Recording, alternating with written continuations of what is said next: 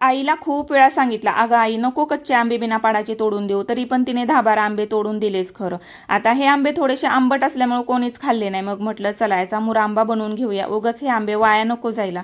कारण आज ना आम्हाला महाप्रसादामध्ये जायचे जेवायला, म्हणून काय रात्री स्वयंपाक करायचा नव्हता. मग म्हटलं हे एक्स्ट्राचं काम करून घेऊया. आणि असं काही काम काढल्यानंतर या पिल्लांनी मध्ये मध्ये केलं नाही असं कधी झालंय का. आता घेतला हा खीस बनवायला. आता जेवढा खीस तेवढी साखर टाकायची आपल्याला. आणि हे गॅजेट जेव्हापासून मी किचनमध्ये आणले ना तेव्हापासून सगळ्या रेसिपीज अगदी अचूक बनत आहेत. आता प्रमाण परफेक्ट असलं की बिघडायचा काही चान्सच नसतो.